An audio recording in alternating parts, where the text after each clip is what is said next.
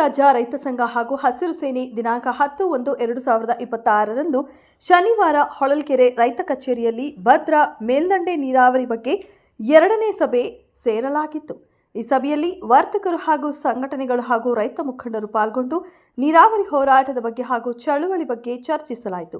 ಈ ಸಮಯದಲ್ಲಿ ರಾಜ್ಯ ಅಧ್ಯಕ್ಷರಾದ ಸಿದ್ದ ವೀರಪ್ಪನವರು ಹಾಗೂ ತಾಲೂಕು ಅಧ್ಯಕ್ಷರಾದ BS ರಂಗಸ್ವಾಮಿ, ನಾಗರಾಜು, ಪ್ರಕಾಶ್, ತುಂಗಪ್ಪ, ಶ್ರೀನಿವಾಸ್, ವೀರಭದ್ರ, ಚಂದ್ರ ಮೌಳಿ, ತುಳಸಿ, ಅಮ್ಮ ನಾಗಣ್ಣ, ವಿಜಯ್ ಪ್ರಕಾಶ್, ಧ್ರುವಕುಮಾರ್ ಇನ್ನೂ ಹಲವಾರು ಗ್ರಾಮ ರೈತರು ಭಾಗವಹಿಸಿದ್ದರು.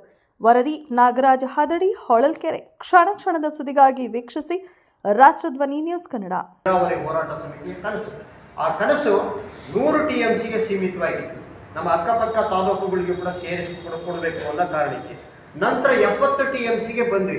ನಮ್ಮ ಜಿಲ್ಲೆಗಾದರೂ ಪರಿಪೂರ್ಣ ನೀರು ಬೇಕು ಅಂದರೆ 70 TMC ನೀರು ಬೇಕು ಅಂತ. ಆದರೆ ಭಾಳ ಸರಳವಾಗಿ ಆಗಬೇಕಾದಂತಹ ಒಂದು ನೀರಾವರಿ ಯೋಜನೆಯನ್ನು ಮಾಗುಂಡಿ ಹತ್ರ ನೀರನ್ನು ನಾವು ನಮ್ಮ ಜಿಲ್ಲೆಗೆ ತರಬೇಕು ಅಂತ ಹೇಳಿದರೆ ಸುಮಾರು 5 ಕಿಲೋಮೀಟ್ರ್ ಕೆನಾಲನ್ನು ಡೆಪ್ತಿಗೆ ತೆಗೆದು ಕನೆಕ್ಟ್ ಮಾಡಿದರೆ 18 ಅಡಿ ಆಳ ವಿ ವಿ ಸಾಗರ ಇದೆ. ಮಾಗುಂಡಿಗೂ ಮತ್ತು ವಿ ವಿ ಸಾಗರಕ್ಕೂ 18 ಅಡಿ ಡೆಪ್ತನ್ನು ಬ್ಯಾಲೆನ್ಸ್ ಮಾಡಿಕೊಂಡು ನೀರು ಎಲ್ಲೂ ಲಿಫ್ಟ್ ಇಲ್ದಂಗೆ, ಯಾವುದೇ ಮೋಟ್ರ್ಗಳಿಲ್ದಂಗೆ, ವಿದ್ಯುತ್ತಿನ ಅಗತ್ಯ ಇಲ್ದಂಗೆ ನೀರು ಹರಿಸಲಿಕ್ಕೆ ಅವಕಾಶ ಇತ್ತು. ಆ DPR ಅನ್ನು ನಿಲ್ಲಿಸಿ KC ರೆಡ್ಡಿ ಅವರನ್ನು ನೇಮಕ ಮಾಡಿ ಮತ್ತೊಂದು ತುಂಬ ದುಬಾರಿಯಾದಂತಹ ಯೋಜನೆಯನ್ನು ಕರ್ನಾಟಕ ಸರ್ಕಾರ ಜಾರಿಗೆ ತಂತು. ಆದರೆ ಈ ಯೋಜನೆ ಎಷ್ಟು ಮಟ್ಟಿಗೆ ಸಾಧಕ ಅನ್ನೋದು ನಮಗೆ ಭಾಳ ಅನುಮಾನಾಸ್ಪದ ಇದೆ.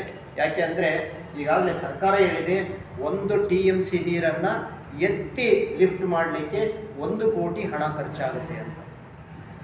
ಹಾಲಿ ಈಗ ಅಲ್ಲಿ ಏನು ನೀರು ಹರಿಸ್ತಾ ಇದ್ದಾರೆ ವಿ ವಿ ಸಾಗರಕ್ಕೆ, ಆ ನೀರನ್ನು ಎತ್ತಲಿಕ್ಕೆ ಮೋಟ್ರೇನು ಬಳಸಿದ್ರು, ಆ ಕರೆಂಟಿನ ಫೀಸನ್ನು ಇವತ್ತಿಗೆ ಕೊಟ್ಟಿಲ್ಲ ಕರ್ನಾಟಕ ಸರ್ಕಾರ. ನಾಳೆ ದಿನಗಳಲ್ಲಿ ಹೇಗೆ ಅನ್ನೋದು ಕೂಡ ನಮಗೆ ಆತಂಕ ಇದೆ. ಆದರೂ ಕೂಡ ನೀರು ಹರಿಸಿಕೊಳ್ಳಬೇಕು. ಈ ಚಳುವಳಿ ನಂತರ ಮತ್ತೆ ನೀರನ್ನು ನಿರಂತರವಾಗಿ ಹರಿಸಲಿಕ್ಕೆ, ನೀರಿನ ಎಲ್ಲೆಲ್ಲಿ ತೊಡಕುಗಳಿದೆ ಅದನ್ನು ಪೂರ್ಣಗೊಳಿಸಲಿಕ್ಕೆ ಚಳುವಳಿಗಳು ನಿರಂತರ ಇರಬೇಕಾಗುತ್ತೆ. ಇಲ್ಲದೆ ಹೋದರೆ ನಾವು ಯಾವ ಕಾರಣಕ್ಕೂ ಕೂಡ ನೀರನ್ನು ಕಾಣೋದಿಲ್ಲ. ನೀವು ಹಾಗೆ ಸ್ವಲ್ಪ ಇಮೇಜ್ ಮಾಡ್ಕೊಳ್ಳಿ. ಪಕ್ಕದ ಚನ್ನಗಿರಿ ತಾಲೂಕಿನಲ್ಲಿ ಇರುವಂಥ ವ್ಯಾಪಾರ ವಹಿವಾಟು, ನಾಗರಿಕ ಜನಜೀವನ ವ್ಯವಸ್ಥೆಗಳು ನಮ್ಮಲ್ಲಿಲ್ಲ. ದಾವಣಗೆರೆಯಲ್ಲಿರೋದು ನಮ್ಮಲ್ಲಿಲ್ಲ.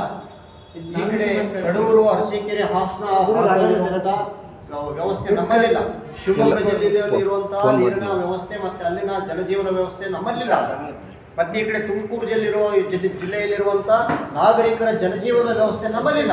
ಮತ್ತು ಈ ಕಡೆ ಬಳ್ಳಾರಿಗೆ ಹೋದರೆ ಅಲ್ಲಿರುವಂಥ ಜನಜೀವನದ ವ್ಯವಸ್ಥೆ ನಮ್ಮಲ್ಲಿಲ್ಲ. ಯಾಕೆಂದರೆ ನಮ್ಮಲ್ಲಿ ನೀರಿಲ್ಲ.